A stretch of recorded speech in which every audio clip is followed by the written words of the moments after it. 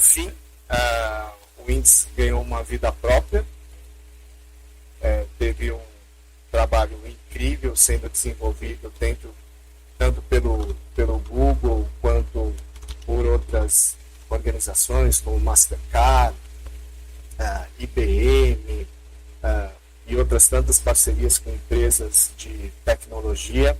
A gente também gostaria de aproveitar e fazer um agradecimento especial a todo o suporte que a gente tem da Prefeitura de Suzano, um suporte super especial, liderado pela Secretaria de Desenvolvimento Econômico, na figura do secretário André Loduca, e também uma parceria muito especial com a Secretaria de Desenvolvimento Social, liderada pelo Geraldo. Essas duas secretarias dão muito suporte para as atividades do índice. Especial também ao pessoal do Conselho Municipal da Criança e da Adolescência e também do Conselho Municipal da Assistência Social. Todas essas organizações, junto especificamente nesse momento com a verba da IBM, fazem com que o índice possa disponibilizar todos esses serviços 100% gratuito para todos os jovens e adultos que a gente atende aí na região.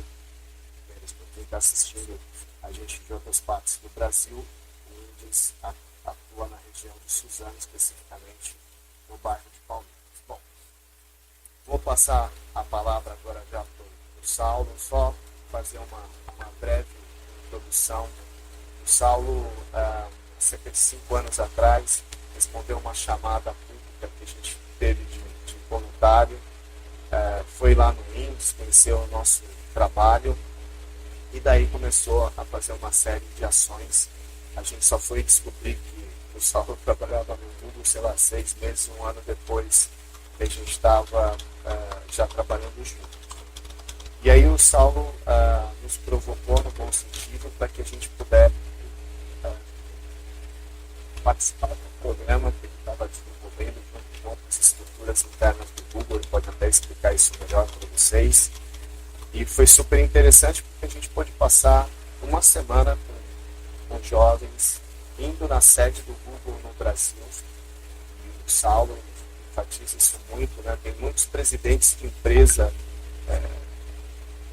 grandes no Brasil que tentam visitar a sede do Google e acabam não conseguindo.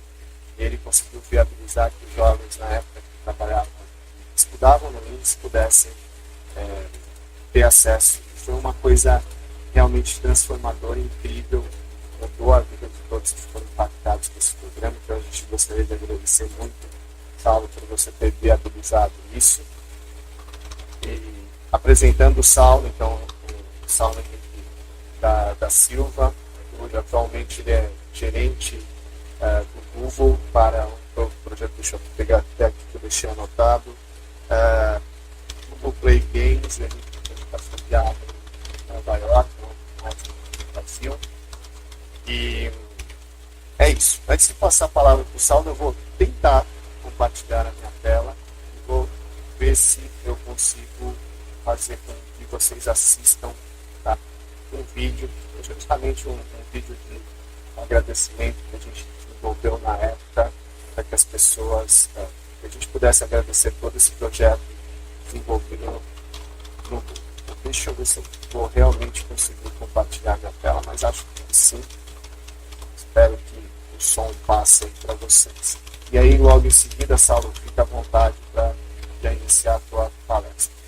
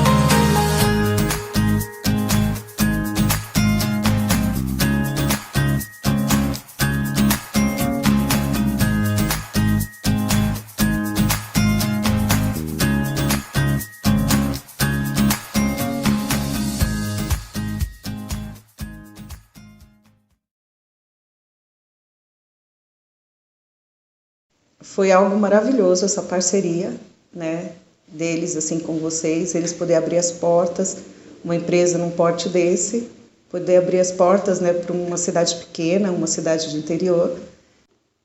Que abrir a mente, né, ter novos horizontes, ver coisas que eles nunca viram, não teria oportunidade, acho que nem pagando, né? Nem se fosse fazer um curso pago por aí, acho que não teria essa oportunidade. Eu vejo ele mais responsável com as coisas que faz. Ele pegou uma responsabilidade. Se ele já tinha preocupação dos estudos, depois desse curso, eu sinto que ele quer mais. E a felicidade de ver eles chegando, né, contando coisas que até nós não conhecemos, mas eles estão tendo a oportunidade de conhecer e vem tudo eufórico, contando as maravilhas que vê lá.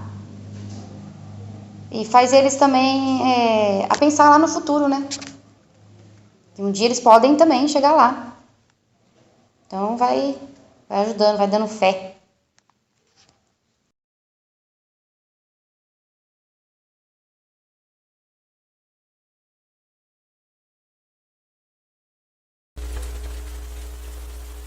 Perfeito. Gente, obrigado mesmo pelo convite. Eu fico super emocionado quando eu vejo esse vídeo. Eu ainda tenho ele aqui. E esse vídeo, só para vocês saberem, primeiro que quando eu vi esse vídeo pela primeira vez eu chorei muito. E aí a segunda vez eu fui mostrar para minha diretora. E quando eu fui mostrar para minha diretora, porque eu ia fazer uma apresentação sobre esse projeto que vocês participaram, que é o Black Ads Academy. E eu ia falar desse projeto num evento que a gente teve em Miami. E aí eu fui mostrar esse vídeo para minha diretora, porque eu falei, eu preciso muito mostrar esse vídeo para as pessoas. E aí eu ia ter 5, 6 minutos para falar, eu não ia poder mostrar o vídeo inteiro. Eu falei para ela, olha, vou pegar esse vídeo aqui, vou tirar umas partes. Aí a minha diretora assistiu o vídeo e começou a chorar. Então, assim, a gente agradece demais vocês. Assim, para mim, eu estou muito feliz de estar aqui. É muito bom trabalhar com vocês, é muito bom fazer coisas com Windows. Eu tenho um carinho, eu guardo um carinho muito grande por vocês. E vamos lá. E só falando para vocês também aqui, né? Eu estou falando com vocês tem alguns meses, acho que desde o ano passado, né? Para vir aqui falar com vocês, para ver a agenda de vocês como estavam. E aí eu coloquei no meu calendário com essa questão de fuso horário. E o fuso horário nem é tão grande assim, né? Vocês estão 2 horas na frente. Só que na hora de colocar na minha agenda, eu calculei que vocês estavam 2 horas atrás. Então eu levantei no susto hoje. Porque eu preparei as coisas para falar e tudo. E eu falei, não, amanhã, 11 da manhã, 11h30 da manhã, eu conecto com ele. No momento eu dei, e deu um estalo, assim, quase que eu perco o horário e tudo. E eu digo pra você, estava tudo no calendário, tudo preparado certinho. Foi só o horário que deu um problema aqui. E aí, obrigado, Thiago, Rafael. Estou muito feliz de ver vocês de novo. Eu não lembro bem, assim, como que eu conheci o Windows. Eu acho que foi alguma pesquisa, né? Pesquisando por ONGs, etc. E aí acabei encontrando o contato do Thiago, mandei uma mensagem, comecei a conversar, começamos a fazer coisa com o Windows e acabamos aqui hoje, né? E falando um pouquinho para vocês, né, da minha trajetória e tudo mais, meu nome é Saulo, eu tenho 31 anos. Hoje sou natural de Santo André, né? Nasci em Santo André, mas sempre morei em São Paulo, morei na Zona Leste. A maior parte da minha vida eu morei em São Mateus, também morei um ano em Guaianazes, e o último lugar que eu morei na Zona Leste antes de sair da Zona Leste, né, foi na cidade de Tiradentes. Tá tudo ali no extremo leste, né? Tudo naquela região do extremo leste. Morei 3 anos na cidade de Tiradentes. E aí, depois disso, eu voltei, eu saí, né, eu comecei a trabalhar no Google, e para ficar mais perto do trabalho, eu mudei ali para a região da Zona Oeste, para ficar mais pertinho do trabalho. E aí eu queria contar um pouquinho para vocês de como que foi, né, essa minha trajetória até chegar aqui agora. Só quero saber quanto tempo que eu tenho. Você sabe mais ou menos quanto tempo eu tenho para falar? Assim que eu tenho para falar? Fica à vontade, Saulo. A gente tem até 11h30. Fica à vontade. Tá, perfeito. Não, aí eu não vou falar tudo isso não. Mas aí, qualquer coisa, vocês me interrompem aí, podem fazer perguntas também, tá? Mas, só falando pra vocês, quando eu tinha 17 anos, isso foi lá em 2008, 2009, eu comecei a me preocupar muito como que eu ia fazer para ir para a faculdade. Meu sonho era entrar na faculdade. Eu não sabia direito exatamente o que eu queria fazer e tudo mais. Provavelmente eu estava pensando na área de comunicação, trabalhar com marketing, trabalhar com publicidade. E aí eu comecei a tentar entender quais eram as minhas opções. Então eu cresci ali em São Mateus, estudei ali numa escola estadual. Infelizmente, né, existem escolas estaduais muito boas, mas a minha escola era uma escola que tinha uma precariedade muito forte ali, tanto no quesito de infraestrutura e no quesito de ensino também. Então eu falo para alguns amigos meus que existem bases educacionais que eu não tive. Né? Eu não tive, sei lá, uma boa base de química, física, biologia, outras matérias, etc. Eu tive uma boa professora de português, então assim, ela botava a gente para escrever muito e eu também lia muito. Então eu acabei que a minha gramática, eu falo só que a minha gramática do português é uma gramática automática. Eu não sei regras gramaticais. Eu sei escrever e ler bem porque eu li muito e escrevi muito. E aí numa dessas idas para a Sé, o Google, que é a empresa que eu trabalho hoje, fez uma parceria com o Educava. Eles falaram, olha, queremos 14 jovens para participar de um projeto aqui interno do Google. Então, eu participei desse projeto, escrevi uma redação, pedi indicação dos meus professores e tudo. Passei nesse projeto, até hoje eu tenho essa redação guardada. Eu lembro que eu escrevi ela, rascunhei ela e depois passei ela ali no papel para entregar para eles. Eu tenho esse rascunho guardado até hoje. Esse quando eu gosto de ler isso, que isso foi em 2009. Não, isso foi em 2009. E aí, participei desse projeto do Google, foi super legal. O Google depois pagou por um pré-vestibular para mim e para os outros jovens do projeto. Foi bem bacana. Nesse mesmo ano, as coisas são difíceis, né? Porque nesse mesmo ano eu não consegui entrar na faculdade. Então eu tenho colegas que participaram do projeto e conseguiram entrar na faculdade. Eu não passei nenhuma pública, eu consegui uma bolsa, mas tive alguns problemas com entrega de documentos, com prazos de entregas que eram muito apertados, assim, é possível, mas não consegui entregar tudo, foi muito complexo ali a coisa. E aí acabei perdendo a bolsa, e aí no ano seguinte eu tentei de novo, arrumei trabalho no call center, paguei o cursinho pré-vestibular, que aí eu tinha saído da fase de exército e tudo, e aí só pra vocês saberem, né, esse foi o hiato ali, entre um trabalho e outro, né, quando eu conheci o Google eu tinha perdido meu primeiro emprego, aí depois eu consegui um segundo emprego, e aí eu paguei o cursinho pré-vestibular no outro ano e consegui entrar na faculdade. Então eu consegui uma bolsa em administração, estudei na Universidade Metodista de São Paulo, uma bolsa 100% pelo ProUni, através do Enem, e comecei a fazer aí a faculdade. E aí eu lembro que logo que eu entrei na faculdade, um pouquinho antes de eu entrar na faculdade, eu recebi um e-mail de uma pessoa do Google falando que tinha uma vaga de jovem aprendiz no Google, se eu queria participar e tudo mais. E aí eu fiquei super feliz, fiquei com uma super expectativa.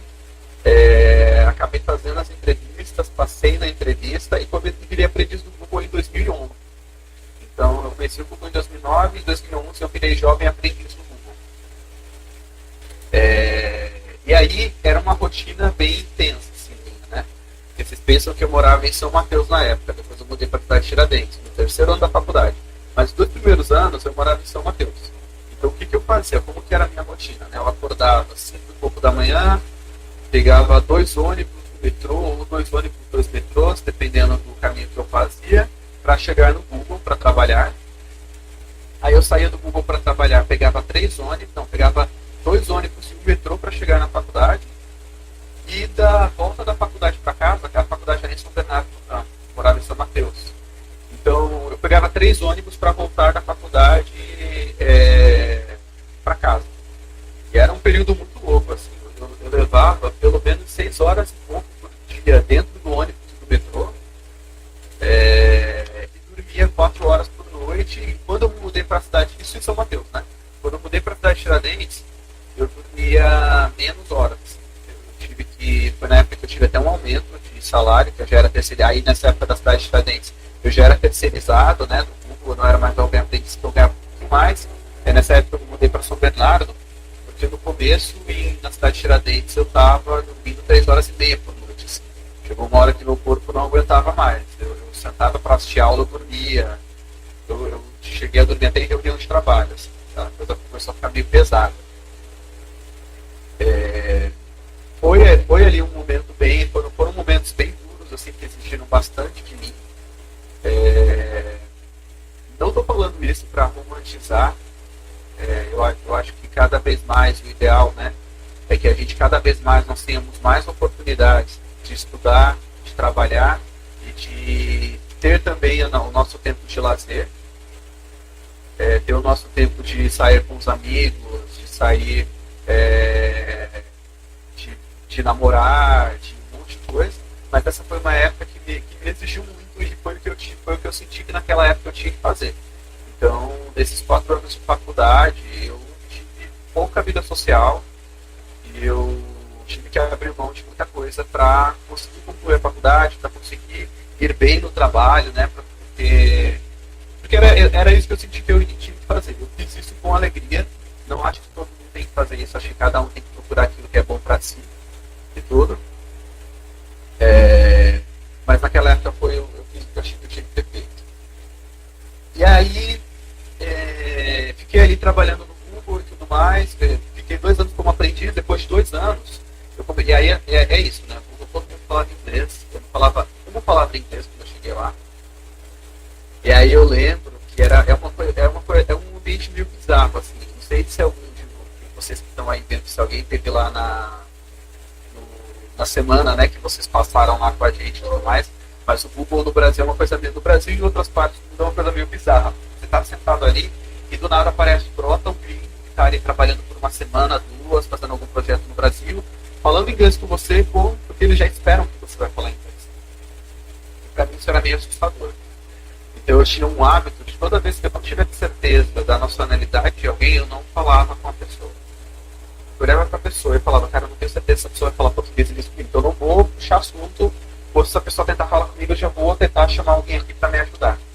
Então eu lembro que além disso, né, o meu salário de aprendiz ali, que era bem baixinho, o salário de aprendiz era bem baixo, assim, dava para pagar a passagem e dava para pagar um curso de inglês bem baratinho ali de bairro mesmo. E eu fazia curso de inglês no sábado ainda. Além disso, né, estudava as coisas da faculdade, fazia curso de inglês no sábado para tentar me adaptar e para tentar... Eu entendia que aquilo ia ser importante para o meu futuro. E já fazendo um gancho, né, como eu vou falar um pouquinho para vocês do mercado de games, o mercado de games é um mercado super global, assim. Então é muito, muito importante. Quando eu trabalhava com outros tipos de cliente, né, como o varejo, com outras categorias, vários clientes meus, a maioria não falava inglês. Quando eu comecei a trabalhar com clientes de games, todos eles falam inglês. Porque o mercado de games é um mercado muito, muito global. Então é muito importante isso.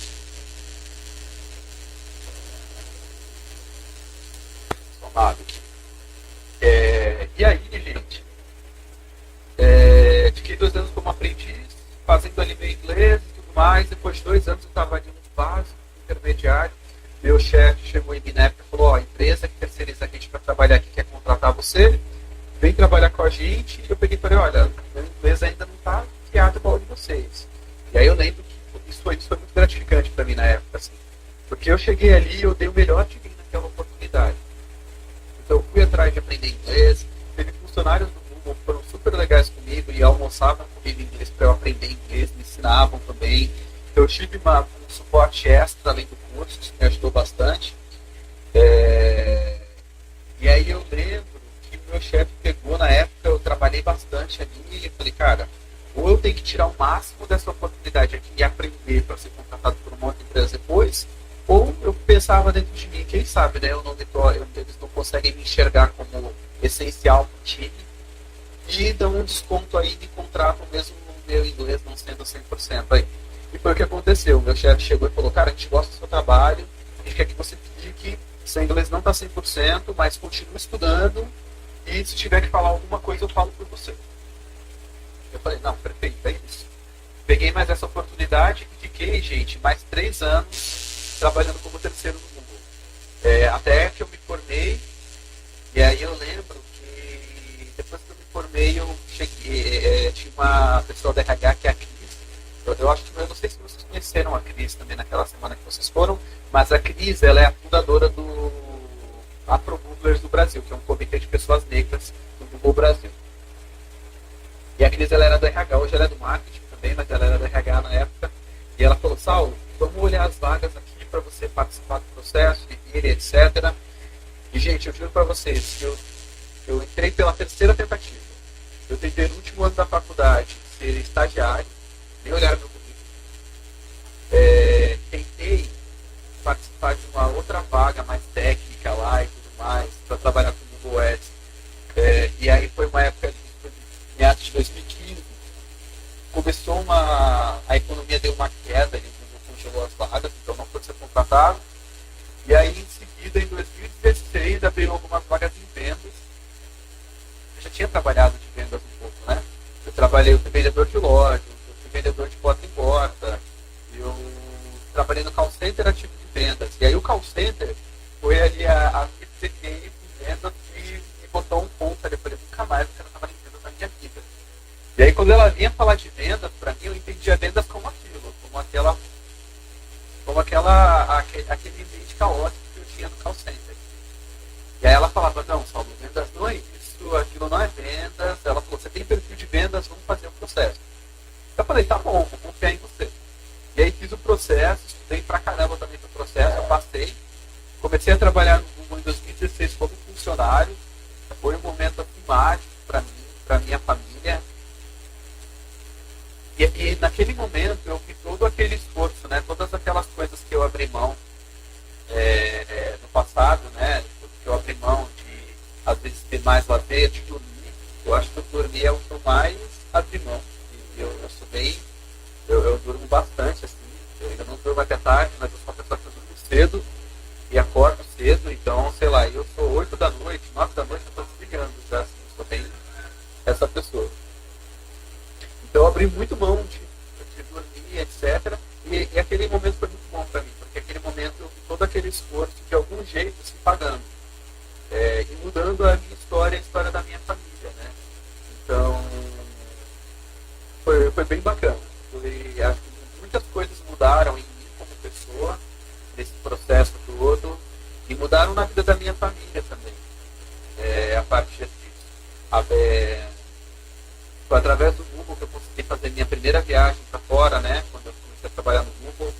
Então, eu fui para a Califórnia fazer os treinamentos, foi a que a empresa mandou, assim que eu entrei, que na época mandava o pessoal, agora não manda mais, porque na época foi legal. Viajei lá de graça, pratiquei um pouco meu inglês por lá, que na época estava ainda cambaleando, mas estava bom já para falar e para fazer o trabalho, fazer os treinamentos. E aí eu trabalhei, gente, com o Google Ads durante os últimos anos aí, né? E aí, claro, assim que eu entrei no Google, né, eu comecei a fazer mais cursos de inglês para aperfeiçoar meu inglês e tudo mais. E eu acabei alimentando em mim esse desejo de trabalhar fora também em algum momento. Mas só fazendo um adendo aqui com vocês, né, sobre a parte de games e como que aconteceu que essa parte de games entrou. Eu comecei a trabalhar no Google em um time de pequenos negócios. Então era Google Ads, que é quando você faz uma pesquisa ali no Google, para quem não sabe, né, e aparecem alguns anúncios ali no topo. Existe uma equipe que ajuda os clientes a montarem esses anúncios, a mostrarem esses anúncios para as pessoas certas, a usarem a inteligência artificial do Google para encontrar boas pessoas, né, que vão comprar os produtos, etc. E existem pessoas não só dentro do Google, tá, gente? Só daí, se vocês quiserem trabalhar com isso, vocês podem trabalhar com isso também. É super legal para quem quer trabalhar com marketing. De algum jeito, o marketing digital, esse é um caminho bem legal. Parece que você cachorro. E aí, eu trabalhei ali 2 anos, mais ou menos, com pequenos negócios. Depois fui para agências, trabalhar no time de agência do Google, atendendo agências, treinando as agências para usar bem Google Ads, atendendo os clientes das agências em parceria com as agências. Depois, durante 6 meses, eu cumpri uma licença maternidade e fui coordenar uma operação terceirizada de vendas do Google. Foi uma experiência super legal ali durante 6 meses. Cumpri a licença maternidade de uma colega. E depois, quando eu voltei, apareceu uma oportunidade no time de aplicativos do Google, que era basicamente, a proposta era: você vai cuidar de web, só que você não vai olhar mais para pesquisa, para YouTube, que é o que eu olhava. Você vai olhar para aplicativos.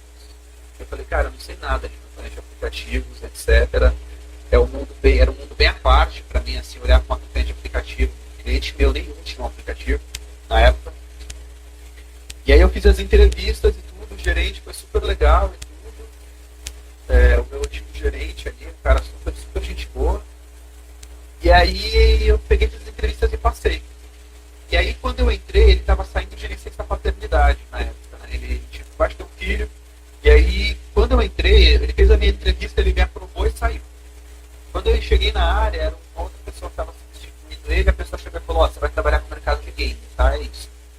E aí eu levei um susto ali na entrada, porque a minha ideia, né, e o que eu estava pensando era que eu ia trabalhar com aplicativos no geral, que é super legal de trabalhar também. Eu não sabia que eu ia trabalhar com game. Ele falou, não, você vai ser a pessoa de game. Então você tá aqui, estuda sobre game, tá aqui nos links, vai ler sobre o mercado, vai entender como funciona, porque é diferente dos outros aplicativos. E aí naquela hora eu levei um susto, porque eu falei, cara, mas será que eu não preciso ser um grande gamer? Assim, uma pessoa que joga games, que entende tudo, etc.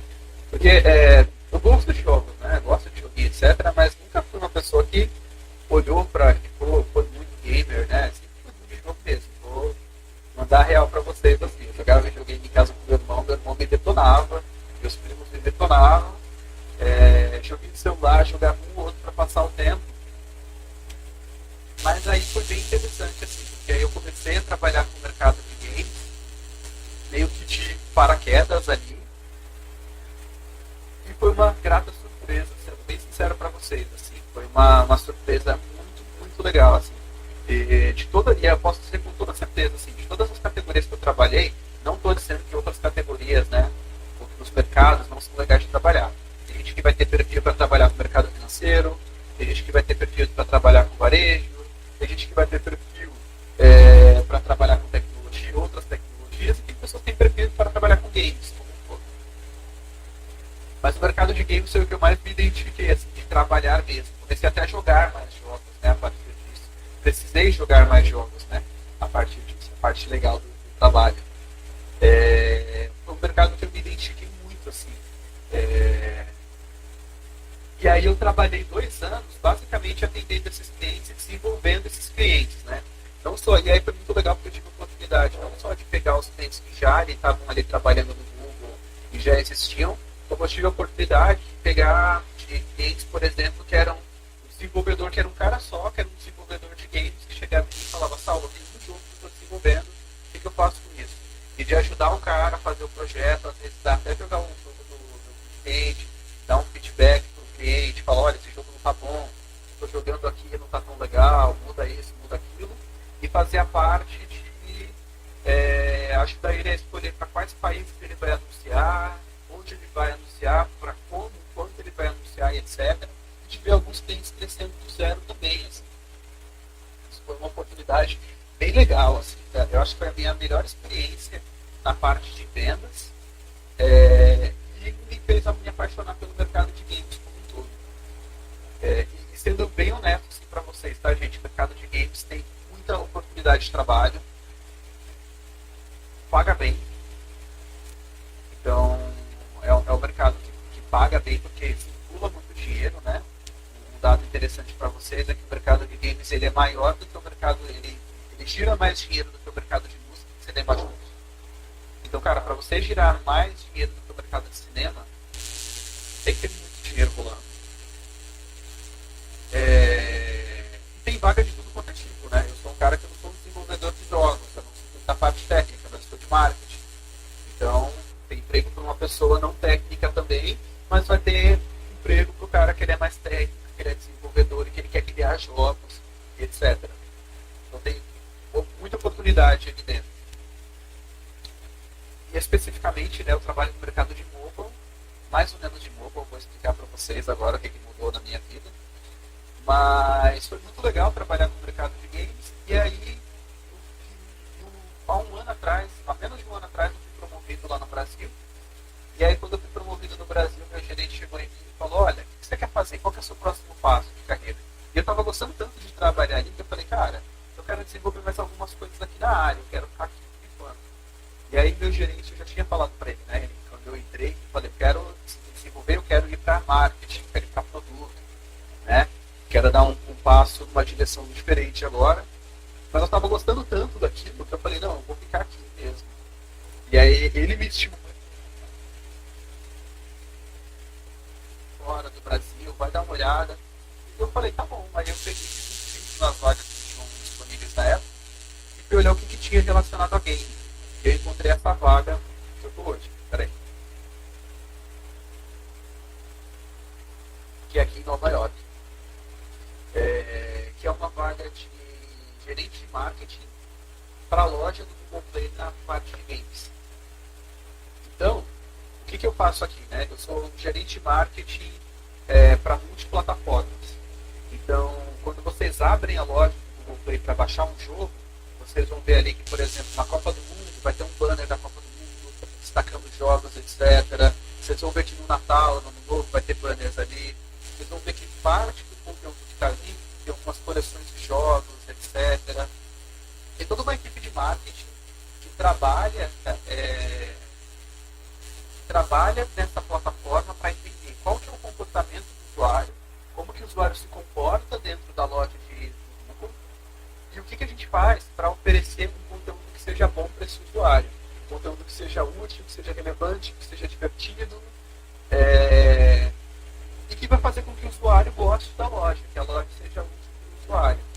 Então, eu trabalho nessa equipe que faz isso. Aí é uma equipe que tem equipe que cuida de lançamento. Então, vai lançar um jogo novo. Vamos olhar se esse jogo ele é relevante, ele é bom mesmo, vamos destacar. Tem essa sazonalidade. Vamos procurar jogos de, sei lá, que tem a ver com o Natal e vamos juntar numa coleção e destacar na loja. E a gente, além de fazer isso, a gente estuda, né? Então dá uma olhada. Legal. Como que foi essa campanha aqui? O usuário não se comportou bem, o usuário não gostou disso, então vamos mudar, para o próximo ano a gente faz isso. Então a gente vai trabalhando com isso. E aí qual que é o meu papel dentro disso, né? O Google, ele não tem, a gente não usa só hoje, né? A gente está evoluindo para um momento no mundo em que a gente não usa só um aparelho no celular, né? As pessoas, elas têm o relógio, as pessoas, elas têm o tablet, as pessoas têm o celular dobrável, as pessoas têm o computador. Então a minha função hoje no time é fazer com que a comunicação ela esteja alinhada para todas as plataformas. Então eu olho, por exemplo, que às vezes tem conteúdos que o usuário ele vê no celular, no mobile, e ele não gosta de ver isso no computador dele, quando ele abre a loja do computador, no tablet, no relógio, no celular que dobrável, né? Que aqui nos Estados Unidos, na Ásia tem bastante, no Brasil vai começar a crescer mais isso ainda, né? Mas a coisa do celular dobrável vai crescer bastante aqui. Então no celular dobrável ele não gosta, então se esse conteúdo aqui, eu estudo esse usuário de outras plataformas, comparo ele com o usuário do mobile e tento entender o que ele gosta de jogar, como ele gosta de jogar, quando ele gosta de jogar e mostrar para ele para que o Google continue sendo relevante para ele. É isso que eu faço. É isso que eu comecei a fazer desde novembro, tá? Eu tô falando que é isso que eu faço como se eu já estivesse fazendo maravilhosamente bem. Estou num processo de aprendizado, tá, gente? Está sendo bem legal. E aí veio essa experiência também, né? Eu acredito nisso. Veio a experiência de morar fora também, né? Que eu estou começando a sentir agora. Já tinha visitado Nova York antes.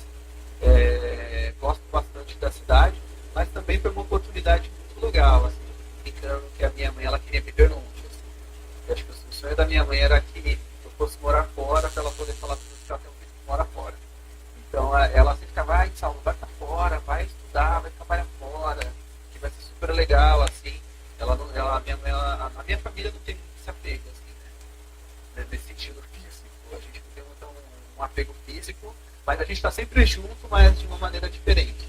Então a minha mãe ela me estimulava muito a ir morar fora e etc. Então ela ficou super feliz quando ela recebeu a notícia de que eu ia vir morar aqui. Fiquei com muito medo de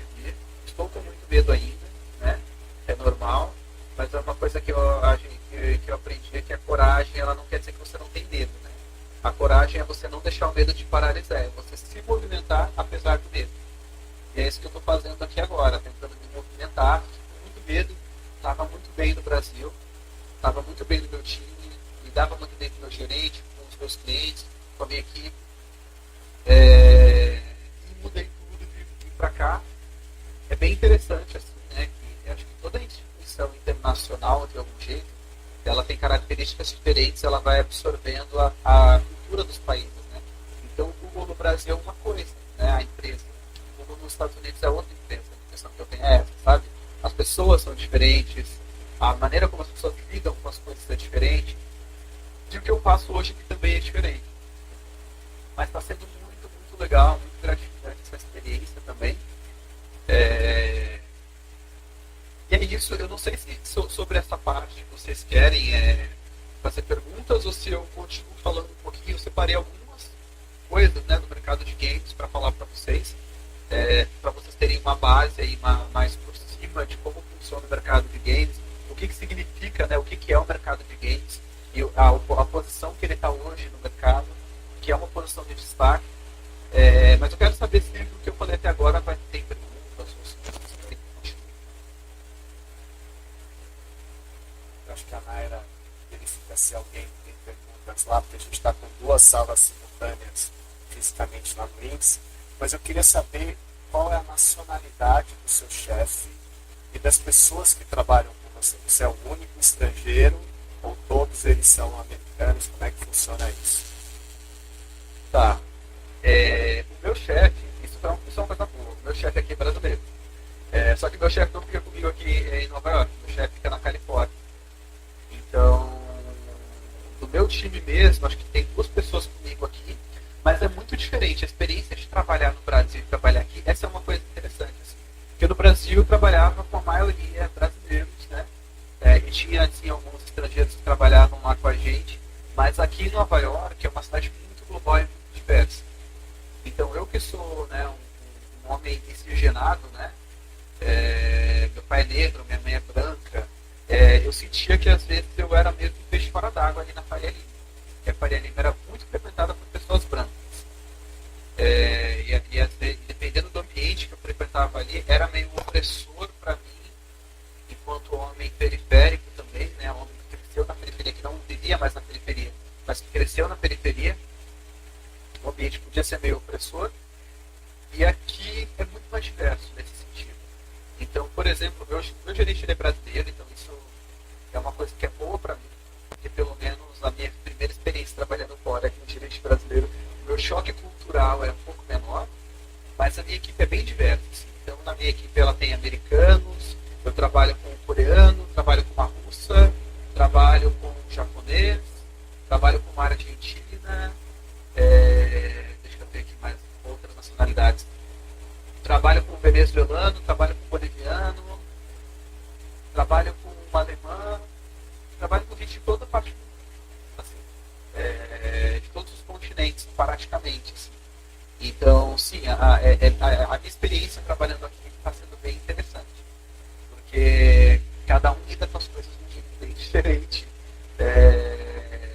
Então você tem que aprender a ser um pouquinho mais versátil e entender ali as nuances que um time multicultural traz para você. Acho que é isso. Obrigado, Saulo. Depois uma outra pergunta. Eu não sei, depois a Rafael me atualiza aqui no WhatsApp, eu não sei se eles lá no Indes conseguem fazer as perguntas, porque eu acho que eles não estão com áudio, eles só estão assistindo. Mas depois você me confirma aqui. E deixa eu te perguntar uma outra coisa, como é que, curiosidade mesmo, como é que você se organizou em relação à moradia? Você mora sozinho, você juntou um grupo de pessoas para compartilhar alguma coisa, como é que funcionou isso? Então, aqui eu não estou compartilhando. A empresa dá um bom suporte, né, dá um bom suporte aí para a gente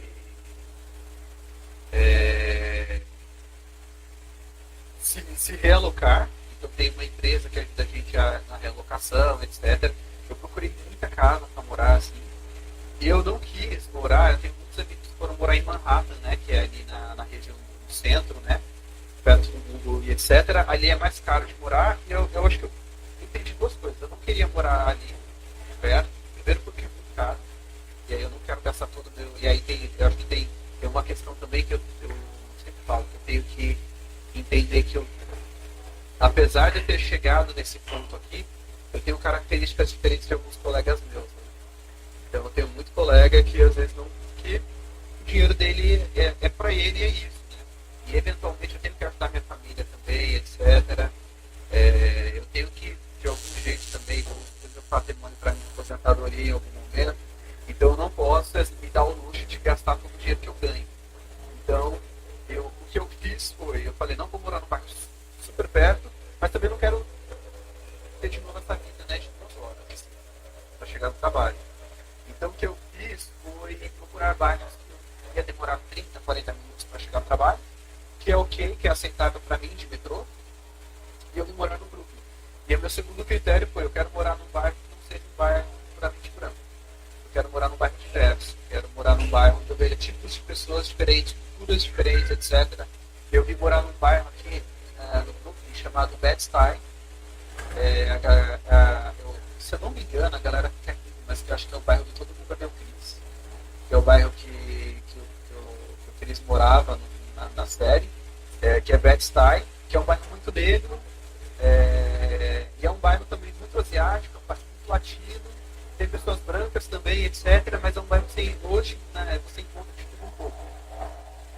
É um bairro onde eu estou me sentindo muito bem aqui. Sou muito feliz aqui, é um bairro muito artístico também. Então, por exemplo, eu vou depois, mais tarde, vou numa galeria de arte, conheci uma brasileira aqui perto. Ela é artista, ela é pintora, ela me chamou para ir na exposição de arte dela, que é de graça, então eu vou lá entrar e tudo mais. Então, eu decidi esses 2 critérios, né? Eu decidi morar num lugar diverso e, ao mesmo tempo, morar num lugar que não seja tão caro, num lugar que tudo aqui Nova York é uma cidade cara, assim, São Paulo, mas Nova York é mais cara ainda,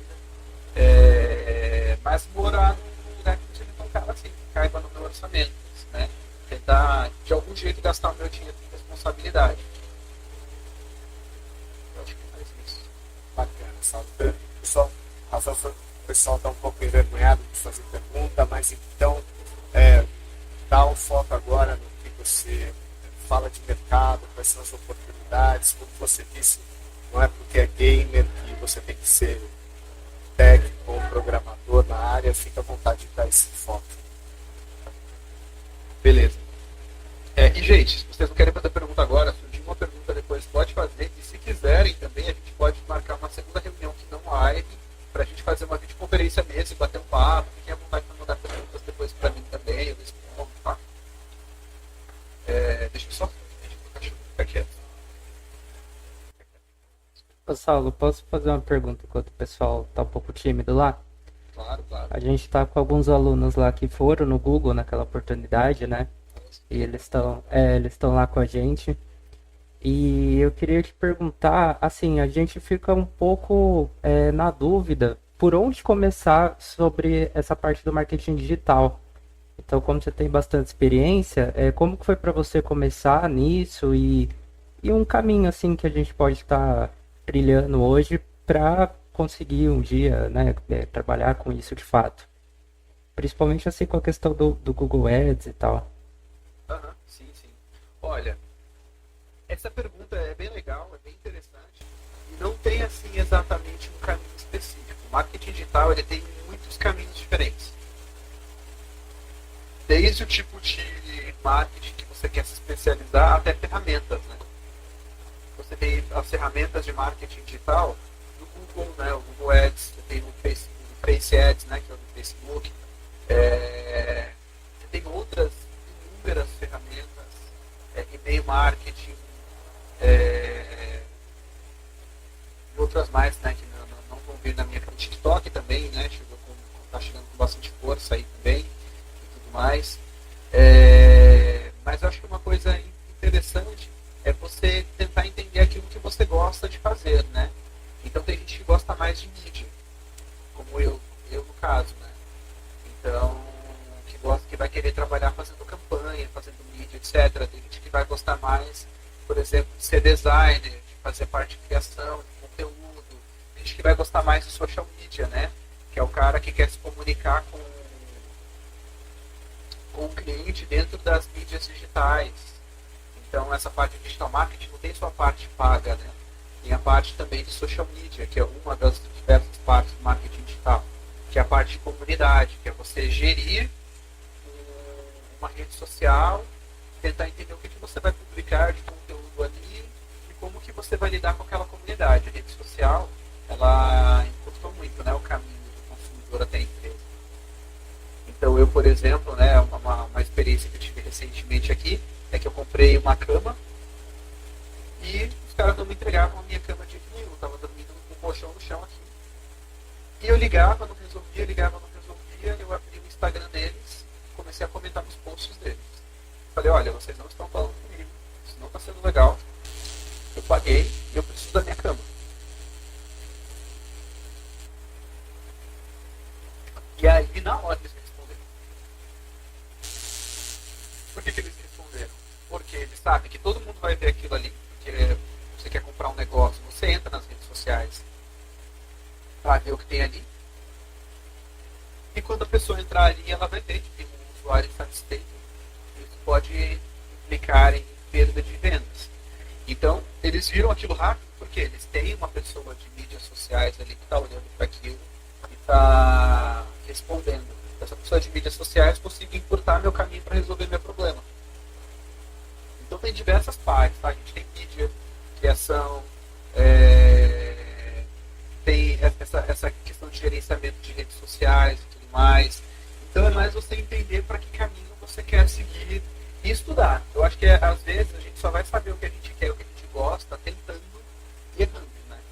E nesse meu caminho eu errei bastante, assim. Um dos meus erros, por exemplo, quando eu trabalhei com agências, eu fiquei um tempo lá e eu demorei para entender que não era aquilo que eu gostava. E eventualmente eu acabei saindo. Mas eu insisti um pouco naquilo.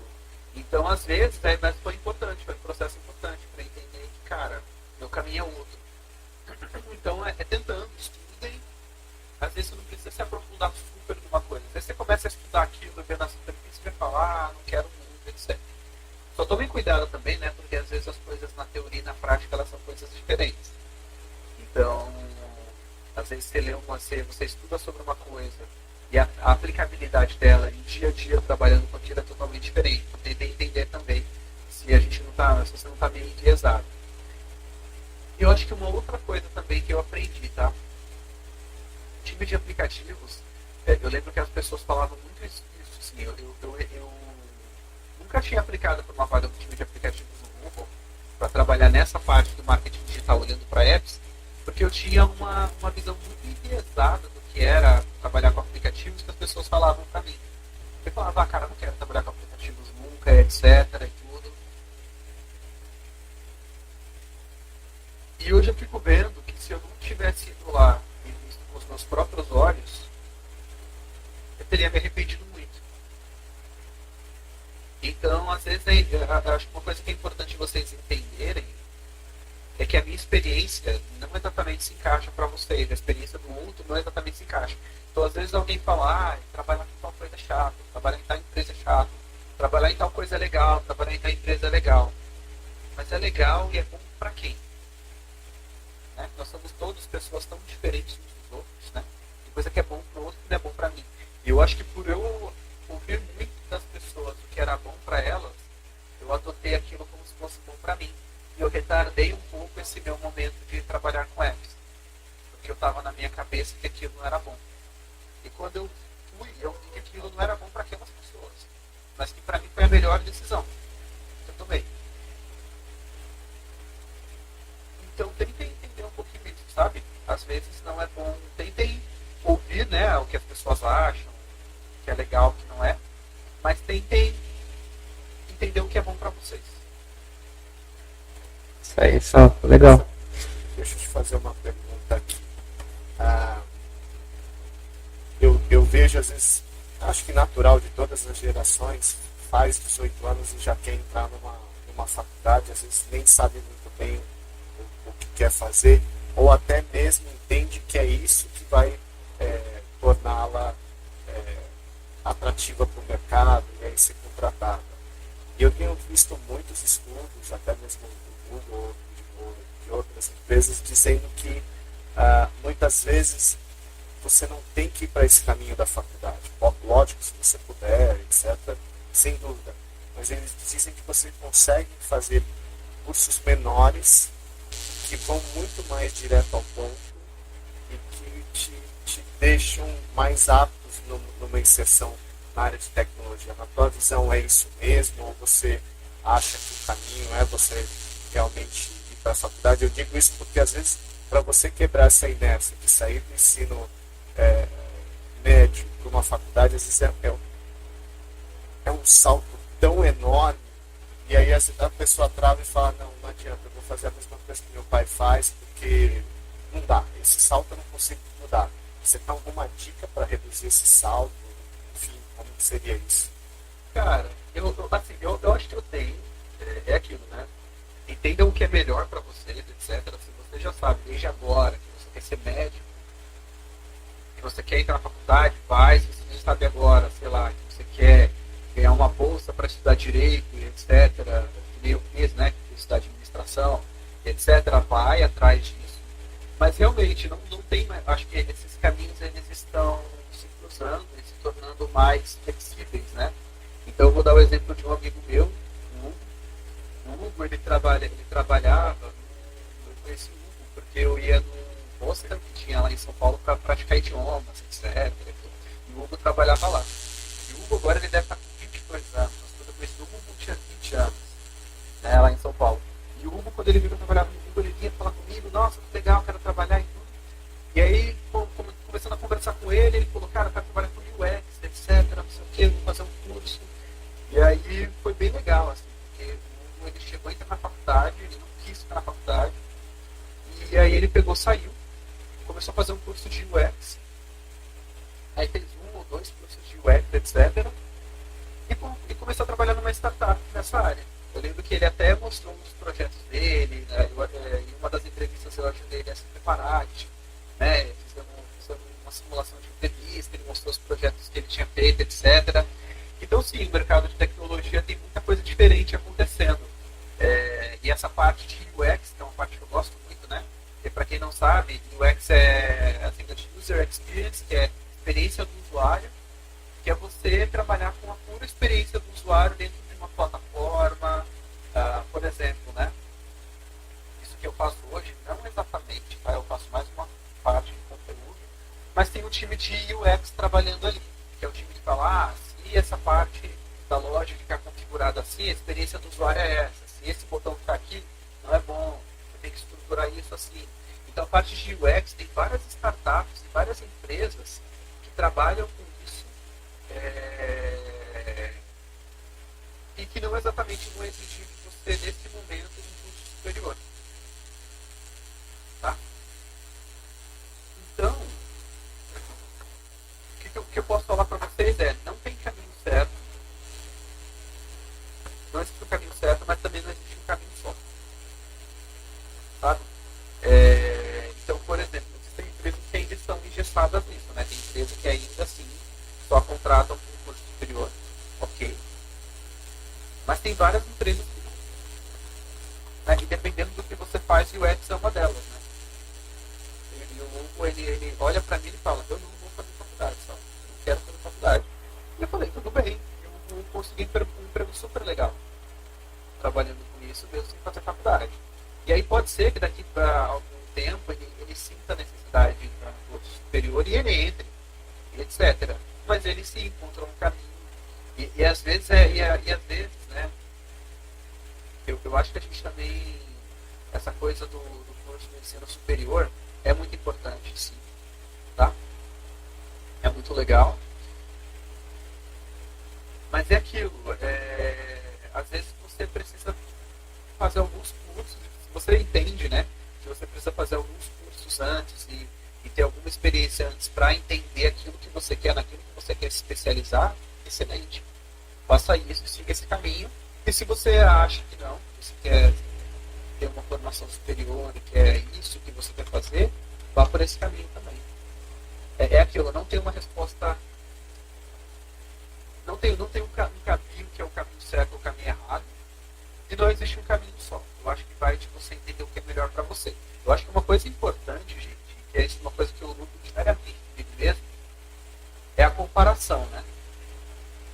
É você tentar nos comparar a sua trajetória com a trajetória de outra pessoa. Porque às vezes também, querendo ou não, às vezes a gente acaba, né, entrando no curso superior porque por pressão mesmo, assim, porque o primo entrou, porque tá todo mundo fazendo faculdade, se eu não fizer, eu vou estar perdendo, ou tá todo mundo fazendo esse curso, eu tenho que fazer também. Cara, não tem caminho certo, assim, às vezes as pessoas vão chegar em lugares, no mesmo lugar, por caminhos diferentes e de tempos diferentes. Acho que o importante é você fazer aquilo que você gosta, encontrar aquilo que te dá prazer fazer e aquilo que você é bom fazendo. Eu vejo muita gente se perdendo. Eu me perdi nisso em algum momento ali, fazendo algo que eu achava que aquilo é o certo a fazer, aquilo é o bom a fazer, mas eu não sou bom naquilo. Aí você fica ali quebrando a cabeça, executando um trabalho, executando um estudo do qual você não é bom, sabe? Legal, perfeito. Então, legal, Saulo. O pessoal já começou a se aquecer lá nas perguntas, a gente vai deixar para o final. Se você quiser dar agora um foco à questão relacionada ao mercado, etc., fica à vontade. Tá. Você pode só pegar uma água rapidão? Claro. Menos de um minuto. Peraí, é rapidinho, tá? Bom, legal, pessoal. Vou pedir novamente desculpa para vocês. Eu também estou acompanhando aqui a live pelo celular. A gente super testou tudo e não estava dando ruído quando a gente testou aí antes, mas a gente está vendo que está com bastante ruído de fundo, tá bom? Eu não sei se o Rafael depois, quando for subir o vídeo no canal do YouTube, eu acho que talvez até consiga reduzir um pouquinho esse som de fundo, talvez até para vocês voltarem a assistir de alguma relembrar um pouco o conteúdo. E aproveitando, se vocês quiserem realmente formular perguntas, aproveite agora, porque a experiência do Saulo é muito interessante, porque ela está muito próxima da experiência de todos vocês, e talvez possa trazer alguma dica ou sugestão de como vocês podem trilhar esses passos. O que ele está falando realmente a respeito de você, de repente, não ir para uma faculdade logo de início, é bem interessante. Então, se especializar numa pequena área dentro do marketing digital ou dentro de tecnologia, e quando vocês entrarem numa empresa, quando vocês já tiverem a entrada de salário, etc., talvez depois de 1, 2 anos já isso rodando muito bem, aí sim entrar numa faculdade. Às vezes a gente tem uma vontade muito grande de entrar na faculdade e acaba entrando por uma faculdade que cabe no bolso naquele momento, mas que talvez não vai te trazer o conhecimento e o reconhecimento do mercado. E aí você acaba investindo 4 anos da sua vida num diploma e aí acaba descobrindo que esse diploma não vai te servir para muita coisa. Né? Na hora que você põe, que você se formou naquela determinada faculdade, você percebe que as entrevistas nem acabam acontecendo. Né? Elas acabam, você fala, poxa, o que está rolando? Então, de repente, ir por esse caminho mais rápido, de se especializar em determinados temas e realmente virar um cara que entende muito, por exemplo, de Facebook Ads. Então, poxa, eu sei fazer qualquer tipo de campanha nessa plataforma, eu sei como é que funciona tudo, eu sei como funciona todos as nuances de campanha, quando eu quero atrair mais um determinado público ou outro, eu sei formatar isso dentro da plataforma, eu sei entender depois que acontecem as campanhas, quem efetivamente eu impactei. Então, eu vou dar um exemplo pessoal. Eu trabalho com cursos de meditação e eu consigo perceber que depois de uma experiência de muitas campanhas que eu fiz, é que efetivamente quem tem interesse nesse tema, da forma com que eu abordo, são mulheres entre 20 a 45 anos. Então, quando eu faço as campanhas agora, eu não foco mais em homens. Lógico, eu ponho uma pequena verba lá em homens também, mas eu sei que 80% de tudo que eu quero impactar, que realmente me traz algum tipo de retorno, é um determinado perfil. Então, se eu não conhecesse direito como essa ferramenta trabalha, eu acabaria não conseguindo. Saulo voltou, fica à vontade. Opa, desculpa, gente. A água acabou aqui. Vamos lá, então. O que eu posso falar para vocês do mercado de games como um todo? Tá? Eu até anotei alguns dados aqui para falar um pouquinho para vocês como funciona, mas basicamente, né, o mercado de games, quando a gente fala em games como um todo, as pessoas têm muito uma percepção sempre da pessoa jogando no PC ou no console, né, no controlezinho ali, de videogame, etc. E pouca gente para olhar para o mercado de games e olha e fala jogo de celular, jogo mobile, joguinho de celular, etc. E aí, acho que uma coisa interessante é que o joguinho de celular ele veio crescendo, veio tomando um tamanho nos últimos anos muito grande. E não só para o mobile, mas para todas as categorias de jogo e tudo que é voltado a entretenimento, a pandemia deu um boom, né? Então a pandemia ela foi um momento ali que a gente estava mais trancado em casa, a gente não tinha tanto para onde ir, e o mercado de games cresceu muito. E o mercado de mobile games cresceu ainda mais. Então, só para vocês terem uma ideia, hoje, em termos de crescimento e em termos de receita, né, do quanto de dinheiro gira ao redor disso, hoje o joguinho de celular, os jogos mobile, ele domina 52% do mercado de games. O que é muito, assim. Ele passou, e é recentemente, isso acho que foi de 2019 para cá, que a receita rodando dentro de jogos mobile passou de console e o de PC, jogos de PC junto. Isso é muito dinheiro, gente. Isso daqui, eu acho que 2021, um dado que eu separei aqui, 2021, jogos mobile, etc., eles rodaram ao redor do mundo aí, eles geraram em receita 93,2 bilhões de dólares. Isso só em 2020, cara, isso é muito dinheiro. Isso é assustadoramente muito dinheiro. E aí uma característica interessante dos jogos, de jogo como um todo, é que na maioria das vezes, né, quando você abre um negócio, etc., para você expandir esse negócio internacionalmente, isso é um passo muito mais longo do que o passo de jogos, tá? Então, para vocês terem uma ideia aqui, a gente tem desenvolvedores no Brasil que, por exemplo, fazem jogos mais para fora do Brasil do que para dentro.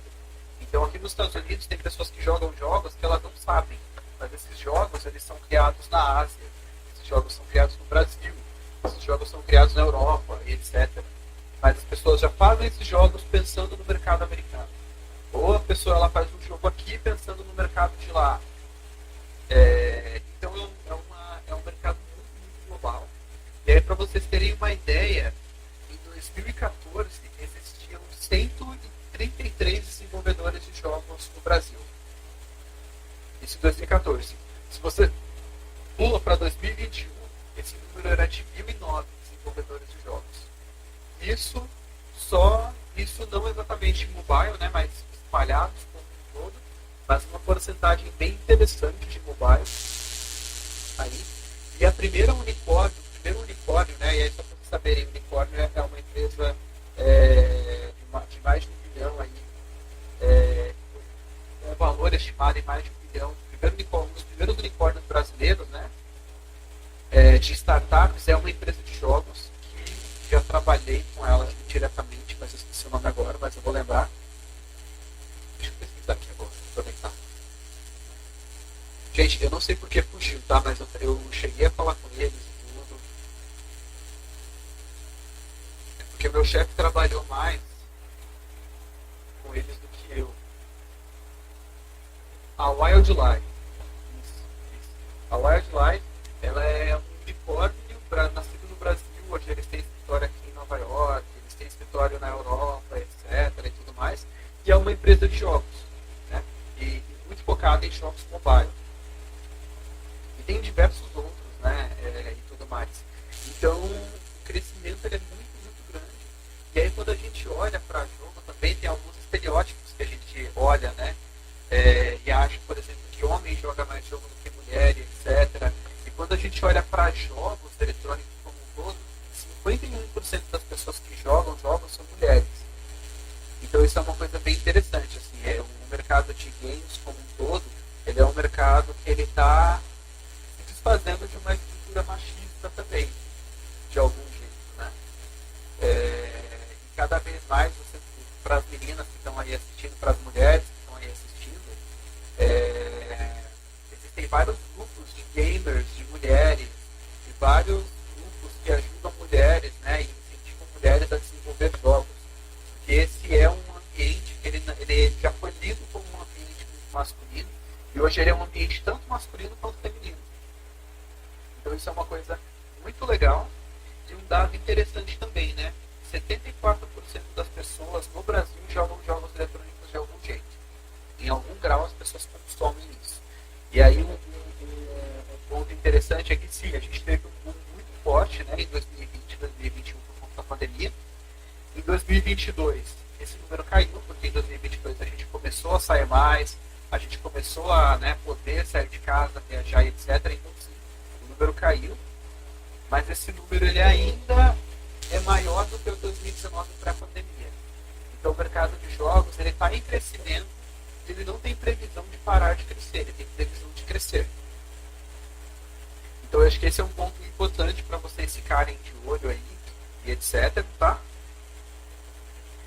No Brasil, só para vocês terem uma ideia, o mercado de games em 2021 ele movimentou 2,3 bilhões de dólares, que é muito dinheiro. Dentro disso, no mercado só. 20% desses jogos eles são de PC e 28% eles são de console, e o restante são mobile aí, que são joguinhos de celular que a gente encontra por aí. Eu até separei um vídeo na tela para mostrar para vocês, porque eu achei ele bem interessante, porque ele mostra uma divisão bem clara entre os países. Esse estudo aqui, que ele mostra a divisão por países, né? Então, onde que está crescendo mais? A Ásia é um mercado muito forte em jogos. Então, uma parte muito grande é consumida de jogos, é consumido na Ásia e é criado na Ásia também. Tanto que os meus clientes, quando a gente ia fazer alguma coisa de exportar, etc., para a Ásia era o mais difícil, porque é um mercado super competitivo, principalmente a China, Japão, Coreia também é um mercado bem forte para jogos. Mas deixa eu mostrar para vocês aqui. Se eu compartilhar a minha tela, vai aparecer para vocês? É para aparecer. Vai aparecer? Tá, peraí. Na live também, né? Eu acho que vai aparecer. Peraí.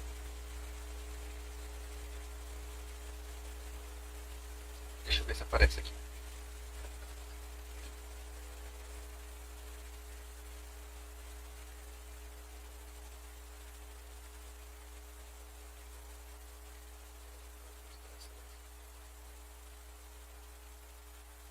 Aqui, pessoal, ó, só para vocês entenderem, essa daqui é uma divisão de como que o mercado de games ele está posicionado, né? Ó. Então, os jogos mobile, eles estão 52% aqui do mercado global. Isso é um dado de 2021, né? Então a gente não tem ainda um... A gente começou 2023 agora, então o dado de 2022 não está totalmente montado.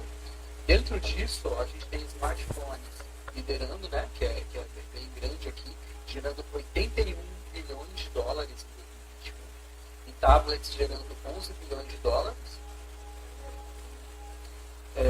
Dentro de tablets aqui, eu não sei o que eles estão considerando tablet, às vezes o celular dobrado, ou foldable, ele é considerado.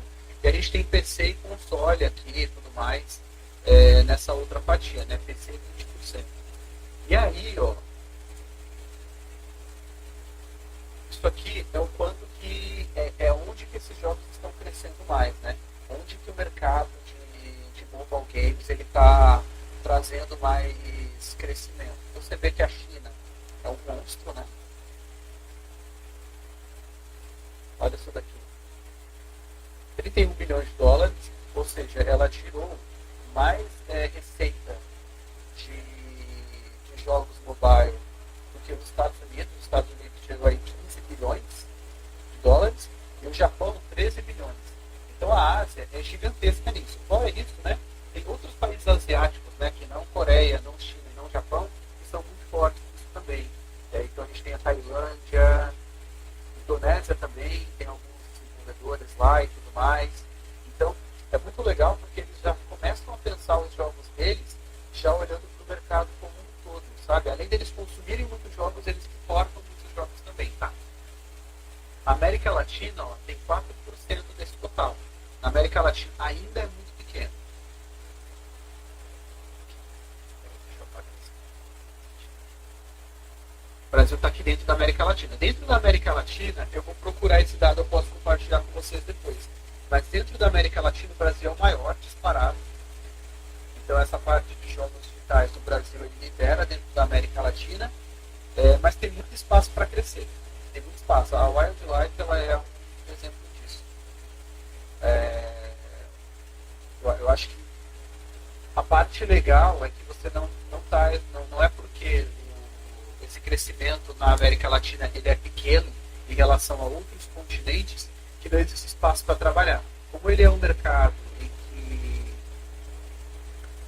essa parte de exportar games para outros países ela é muito forte, existe oportunidade, né, e os meus clientes fazem muito isso, de pegar clientes em países diferentes, fazer o seu jogo para um país diferente e exportar esse jogo e adquirir usuários fora do país, tá? Então isso é uma coisa muito legal. Europa 10% aqui, tudo, África 4% também, e América do Norte como um todo 18%. Então é bem interessante assim, vocês entenderem isso. Em 2029, em 2022, a gente viu uma queda, né, nessa receita de jogos, mas foi uma queda de 5%. Então, em relação a 2021, o quanto as pessoas gastam, o quão lucrativo é você ter um jogo, caiu em 5%. Isso já era esperado, né? Isso já era uma movimentação que o mercado ele esperava mesmo, por conta da desaceleração da pandemia também, por favor, né? A gente acha que é importante também sair de casa, é legal jogar, mas é importante também sair de casa.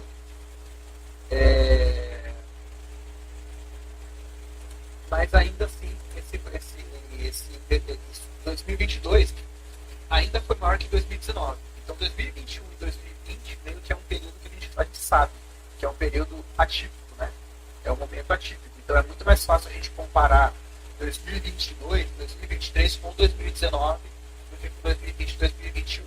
Aquele é um tipo de crescimento por uma questão ali de pandêmica, que a gente espera que não aconteça. A gente espera que cresça o mercado, mas a gente não espera que a pandemia aconteça. É basicamente isso. E aí, gente, quando a gente fala de jogos, etc., existem várias maneiras, né, de você ganhar dinheiro com os jogos mobile. Né? A gente tem modelos de negócios diferentes dentro disso. A gente tem basicamente, né, os 3 modelos principais de monetização, de como as empresas ganham dinheiro. As 3 principais são o que a gente chama de IAP, que é quando o cliente ele compra coisas dentro do jogo. Então, quando você baixa um jogo mobile lá, e para você jogar, você tem que comprar alguma coisa. Você tem que comprar vidas, tem que comprar moedinhas, você tem que comprar isso, aquilo. Essa é uma das principais maneiras de monetização dos jogos. A segunda maneira de monetização, e que é muito comum, é a parte de anúncios dentro dos jogos, né? Então, acho que todo mundo aqui também teve experiência de você baixar um joguinho e você vê ali que tem um anúncio ali dentro, que no intervalo, né, entre uma fase e outra do jogo, vai aparecer um vídeo, vai aparecer um banner, etc. Essa é uma maneira muito comum de monetizar e ganhar dinheiro com os jogos. E tem também jogos em que você tem que pagar para jogar. Né? Em que lá no Google Play aparece, né? Ao invés de aparecer o botãozinho de instale, ele aparece o valorzinho ali que você vai pagar para baixar aquele jogo. Esse é o menos comum. E esse é muito focado em jogos muito premium, né? Em jogos ali muito VIPs, como um todo. Mas o mais comum mesmo é você pagar. E tem os híbridos também, né? Tem muito desenvolvedor que ele cria um jogo, e que eu acho que é uma boa parte ali, em que você pode pagar para ter coisas dentro do jogo, para jogar fases, para ter benefícios dentro do jogo, e ao mesmo tempo você pode ver vídeos também ali dentro, você pode assistir anúncios para você continuar jogando. Essas são as principais maneiras como as pessoas ganham, né, como as empresas, os desenvolvedores ganham dinheiro ali. E eu tenho, inclusive eu posso até pedir, assim, tem um desenvolvedor que eu trabalhei com ele, que ele é muito amigo meu, assim, ele é um cara muito gente boa, e eu posso até pedir para ele, se algum dia, tentar ver se ele pode bater um papo com vocês também, assim, mas ele começou do zero, assim, e ele já desenvolvia jogos, etc. Eles têm cursos, tá, gente, de desenvolvimento de jogos. Se vocês quiserem, eu posso até procurar, ver com eles e passar uma lista para vocês de cursos. Eu mesmo nunca fiz, então eu posso falar mais sobre a parte de marketing e menos sobre a parte de desenvolvimento de jogos. Mas se vocês pesquisarem no Google também, vocês vão achar vários cursos aí de desenvolvimento de jogos, que é super legal. E eu acho que fica ainda mais fácil se você gosta muito de jogar, que acho que você vai ter um prazer extra em criar um jogo ali e tudo mais. Mas esse meu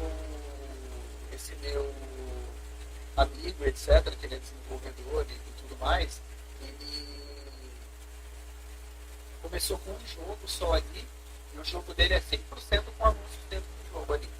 Então, para você jogar um jogo de carrinho, para você jogar, você vê anúncios, etc., e tudo mais. E, cara, ele começou ali trabalhando ele, o primo dele, e hoje ele ganha muito dinheiro com isso. Assim, hoje ele consegue se sustentar, se manter muito bem. E o jogo dele, assim, a parte, né, ali da Indonésia, Tailândia, são países em que esses jogos de carrinho, jogo de moto, é muito forte deles. A galera gosta muito de jogo de moto, principalmente moto. E o jogo dele estourou na Tailândia e tudo mais, é um dos principais mercados dele. É super legal de ver assim, esse processo acontecendo. Então, e aí, fora isso, eu conheço outras pessoas também, né? Que trabalharam comigo, que hoje trabalham com marketing dentro disso, né? Com marketing digital dentro disso, ajudando a aquisição de usuários. É muito legal também, isso é uma coisa muito legal para mim, porque a aquisição de usuários, né? Essa parte de marketing digital de jogos, ela me deu uma visão bem interessante. Quando eu trabalhava com varejo, sei lá, que eram lojas, né, de e-commerce, etc., era bem diferente, assim, porque era muito Brasil, etc. E quando eu comecei a trabalhar com jogos, eu tive que começar a entender de outros mercados, né? Tive que começar, como que a Ásia é, como que Estados Unidos é, como que a África é, como que a Europa é. Porque é muito mais, porque você joga muito para esses mercados aqui, a galera traduz o jogo e joga para lá, e às vezes você cria um jogo, e isso ficou muito interessante, porque ele criou o jogo pensando no Brasil de algum jeito. E o jogo dele pegou muito na Indonésia e na Tailândia. Então isso é muito legal de ver, assim, que é um mercado que você vai aprender muito, e aí esse é um ponto, tá, gente? Falar inglês é bem importante, não quer dizer que você não possa, né, fazer um jogo, etc. A gente tem estúdios bem localizados que fazem jogos para o Brasil especificamente, mas tem muita gente também que aprende inglês jogando, né? Eu tenho um amigo que ele aprendeu inglês, ele nunca foi numa escola, ele aprendeu jogando no console, ali no PC, o inglês dele, e é isso. Então, não sei agora se vocês têm perguntas, etc. Alguma coisa. Oi, Saulo, a gente está aqui com as perguntas. O Eduardo, ele tem 19 anos e ele perguntou aqui qual é a recomendação para entrar no mercado de games, com a experiência que você teve, né, com os estúdios e tal, e quais dicas você dá para quem está começando? Cara, não tem uma recomendação 100% certa. Se vocês quiserem, eu até posso conversar com um amigo meu que é desenvolvedor, para ele vir conversar com vocês e tudo mais. Para entrar no mercado de games como desenvolvedor, não vou como o mercado de games é um mercado muito global. Então acho que uma coisa importante de vocês entenderem é ter uma visão ampla das coisas. Né? É estudar, por exemplo, e tentar entender, eu vou olhar o mercado de... Eu quero entrar no mercado de games, o que está ocorrendo? E o mercado de games também é muito dinâmico. Né? Você não abre um jogo e fica jogando ele para sempre. Você vai jogando coisas diferentes, etc. E o mercado ele vai... Então tem os ciclos ali, né? Então a gente tem ali tipos de jogos que até 2 anos atrás eram muito relevantes e hoje eles perderam muita relevância deles. Então é muito importante para o mercado de games você estar sempre atualizado, porque é uma coisa que eu falava muito para os meus clientes, né? Eu falava, cara, você tem um jogo só, uma hora o seu jogo ele vai cair, porque ninguém vai jogar esse jogo para sempre. Vai chegar uma hora que o seu público vai diminuir. Então, os meus clientes eles estavam sempre ali, olhando para o mercado e vendo, olha aqui, tipo de jogo novo nascendo. Olha aqui, nesse mercado aqui, esse tipo de jogo muito forte. Vou criar algo nessa linha, vou criar algo novo aqui.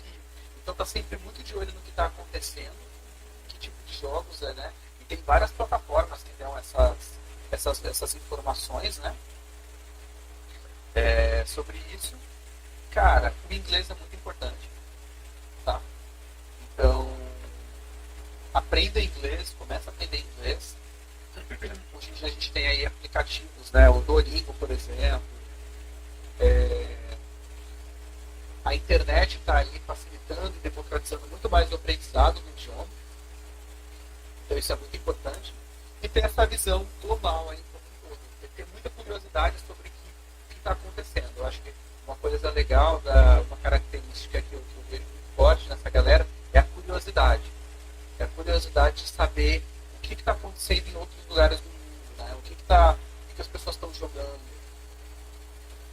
E por isso é importante para o desenvolvimento e para o marketing também, né? Porque, por exemplo, eu já vi muitas vezes o pessoal de marketing do estúdio fazendo ali um estudo, falando, olha só, esse tipo de jogo aqui está muito forte em seus concorrentes e a gente não tem ainda, tem que desenvolver um jogo novo. E o pessoal de marketing dessa ideia e o pessoal de desenvolvimento ir lá e criar um jogo baseado no que o pessoal do marketing falou. Então, é isso. Não sei se responde a pergunta. Responde, Saulo. Só complementando, aí se eu falar alguma coisa, se você quiser comentar também, eu acho que a área de jogos ela é multidisciplinar, né? Então, tem o desenvolvedor, mas também tem o game designer, que é o cara que vai pensar o jogo, né? Tem a parte de marketing, tem a parte de som, né? São várias áreas, então é importante ele entender qual área que ele se identifica mais e focar naquilo, acho que já é um primeiro passo, né? E aí depois conhecendo as outras áreas e sempre mudando, sempre melhorando, né? Sim. Cara, perfeito sua colocação, Rafael. É exatamente isso. Eu acho que é isso que eu gosto bastante, assim. Pelo fato de ser muito multidisciplinar, tem espaço para todo mundo. Eu, por exemplo, não encontraria. Eu gosto muito de trabalhar no mercado de games, mas eu não encontraria. Eu, por exemplo, não teria o perfil de, por exemplo, trabalhar com outra coisa que não fosse a parte de marketing, a parte de mídia. Eu posso trabalhar no mercado de marketing também. Então, é você encontrar o que você gosta de fazer, você entender como isso funciona. Legal. A Júlia, ela participou nas 2 vezes que a gente foi no Google, ela foi com a gente, e ela está lá no Indies agora, e ela perguntou como você lida com as novas oportunidades e com a pressão do trabalho? Cara, com as novas oportunidades, você diz novas oportunidades no sentido, por exemplo, Júlia, por exemplo, surgiu essa nova oportunidade, eu vim para Nova York, para trabalhar aqui, etc. É mais nesse sentido ou você fala mais oportunidade assim, de eu ver alguma coisa nova para executar no meu trabalho que eu já tenho? Na verdade você meio que já comentou, né, que aqui no Brasil você estava confortável e foi uma experiência bem diferente quando você teve que ir para fora, né? Então acho que é nesse sentido, como que você viu uma oportunidade bem diferente assim, que você teve que falar inglês 100% do tempo, E isso foi um desafio muito grande. Como que você encarou isso? Se teve muita, você sentiu muita pressão, vontade de desistir, sei lá, voltar pra cá? Como que foi? Cara, eu acho que a primeira coisa importante assim, dessa questão das oportunidades é isso, é não deixar o medo te barrar, sabe? Eu lembro que enquanto eu fazia as entrevistas pra vaga, eu ficava, cara, e se eu passar e eu não sair depois?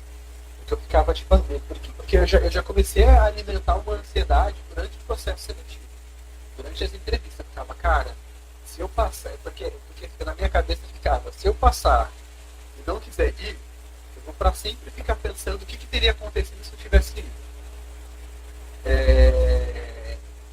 E se eu passar e for e der tudo errado,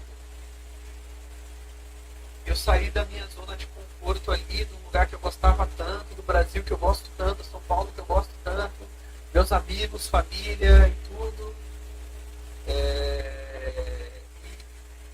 E é isso. E aí eu acho que a maneira principal, assim, Júlia, com que eu lido com isso,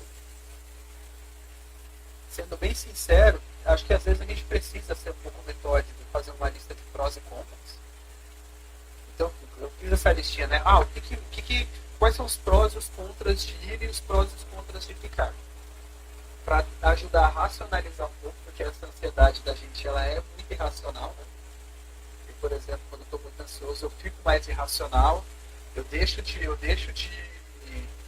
dar o real peso que as coisas têm e deixo a minha emoção, os meus medos falarem.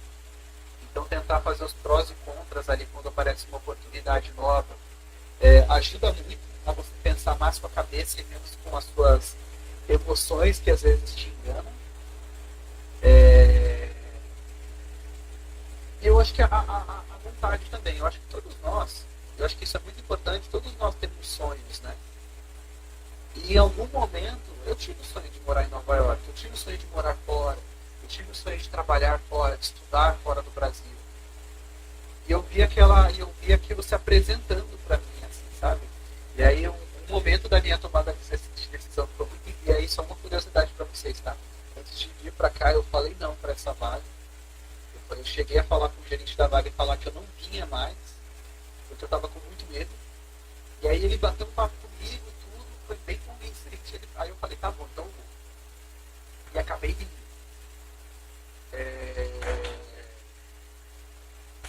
E aí, deixa eu ver onde eu estava, acho que eu me perdi um pouco na minha própria fala.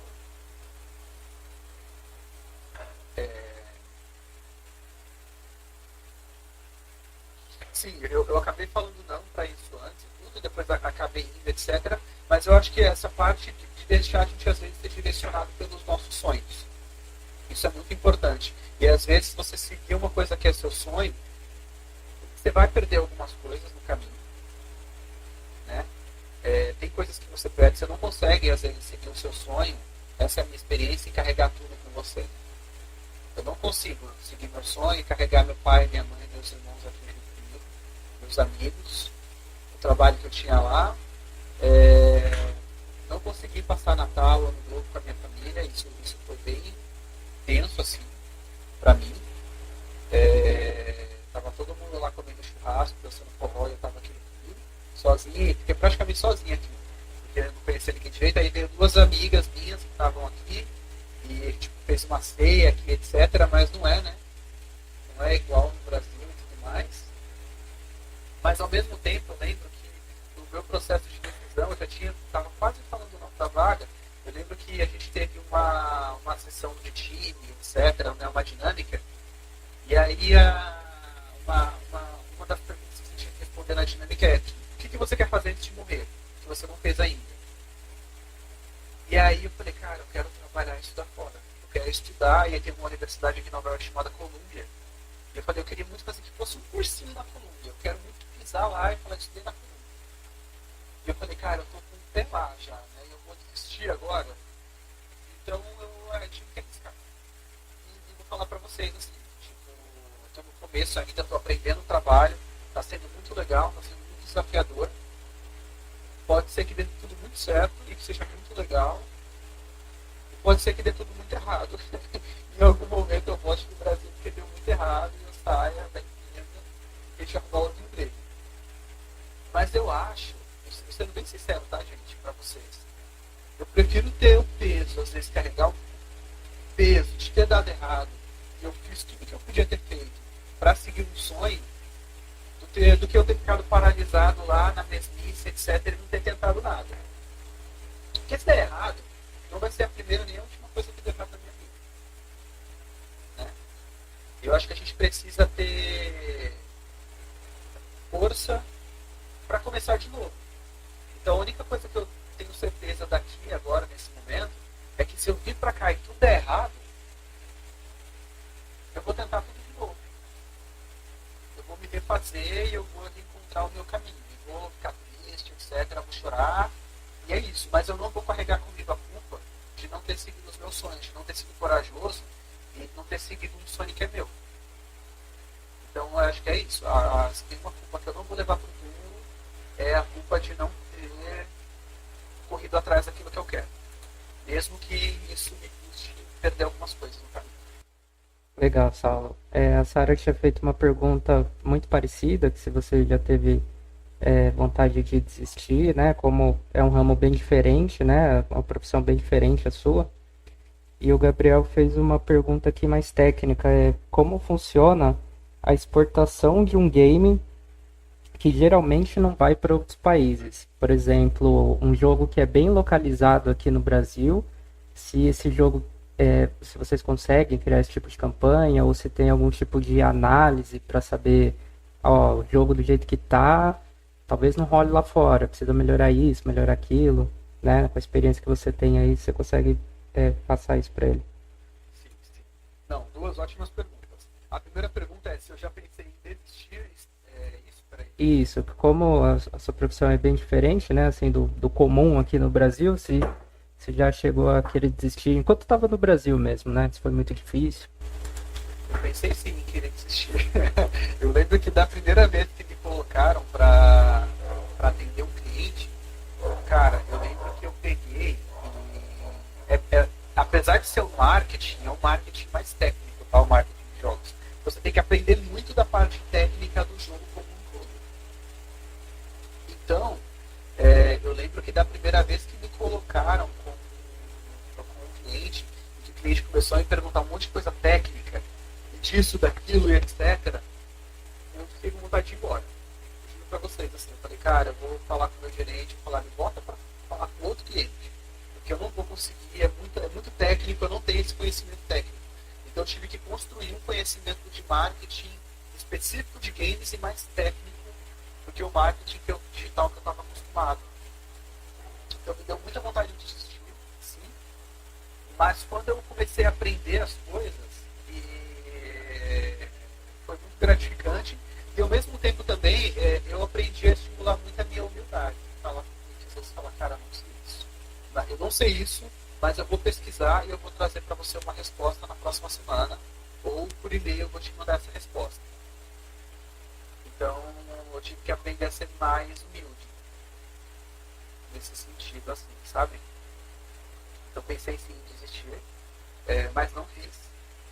E sobre a parte de exportação de jogos, que também é uma pergunta muito interessante, essa é uma pergunta bem legal e eu trabalhei muito com isso aqui aí no Brasil. Que às vezes, existem jogos, por exemplo, deixa eu ver um exemplo de jogo. Jogo de bingo. Bingo é um exemplo muito bom. Jogos de bingo de celular, eles têm características diferentes em países diferentes. Ele tem regras diferentes, etc. Então, às vezes, um jogo de bingo que ele funciona no Brasil, ele não vai funcionar na Itália, não vai funcionar, etc. Então, eu já tive um cliente que a gente fez campanha, né, de marketing o jogo dele, porque o jogo ele está em inglês também, vamos fazer para tal país. E não funcionou. Assim, os usuários baixavam o jogo, e o jogo de bingo, né, a maioria deles é muito focado em comprar coisas dentro do jogo. E as pessoas não compravam nada, eles instalavam o jogo. E aí a gente foi tentar entender o que estava acontecendo. Então a gente fez um estudo para tentar olhar quais são os jogos nos Estados Unidos, por exemplo, um exemplo, tá? Nos Estados Unidos de bingo que as pessoas jogam, quais são as características desse jogo. E quando a gente começou a olhar, esses jogos eram muito diferentes. Assim.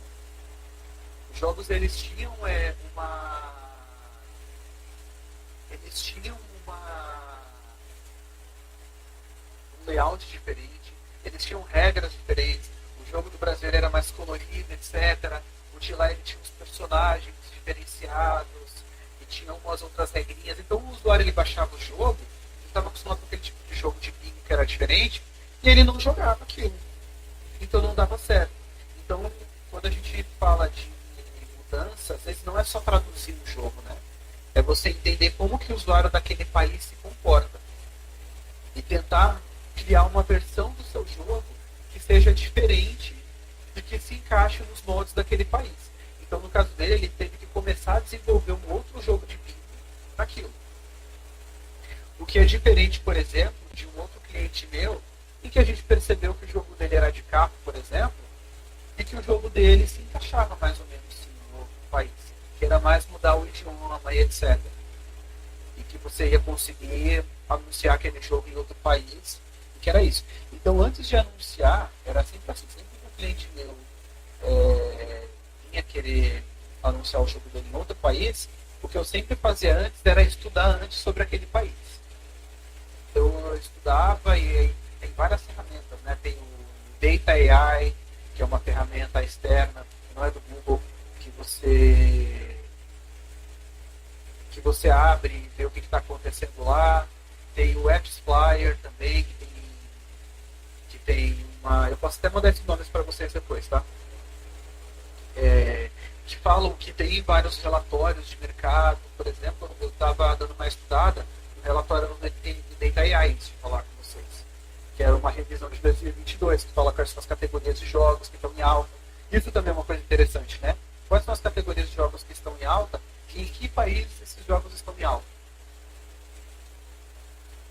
Então, isso é muito, muito interessante também de prestar atenção. Então, encurtando um pouco a resposta, é isso. Antes de anunciar um jogo em um país diferente, eu tenho que entender se esse jogo está traduzido para o idioma que aquele país vai entender, mas não só traduzido para o idioma, é importante que ele esteja também traduzido para a linguagem local. Então, às vezes, uma tradução literal não funciona, você tem que usar um termo diferente. E também se aquele jogo, ele é um tipo de jogo que aquele país está acostumado a jogar, que ele está dentro da cultura daquele país, que ele se encaixa naquilo. Legal. Acho que as perguntas são essas, com certeza vão aparecer depois da live, aí a gente vai conversando. Quer comentar mais alguma coisa, Thiago? Thiago, eu não estou te ouvindo. O seu som tá... Estava fechado aqui. Se você tem alguma dica de curso gratuito já na sua área de digital marketing, alguma coisa que você tenha percebido que tem um conteúdo bacana, lógico, não só do Google, você pode até falar do conteúdo do Google, evidentemente, que inclusive vários dos jogos esperam certificação, mas o que mais você poderia dar de dica para quem está iniciando que pudesse ajudar a construir esse conhecimento? Olha, uma coisa interessante, né? A maioria das pessoas, dos meus clientes que eram de marketing e que eu vi entrando, eles entendiam de marketing digital como um todo e eles começavam a aprender mais de app enquanto eles trabalhavam. Porque é menos comum, né? Você trabalhar com games e com apps na área de marketing digital.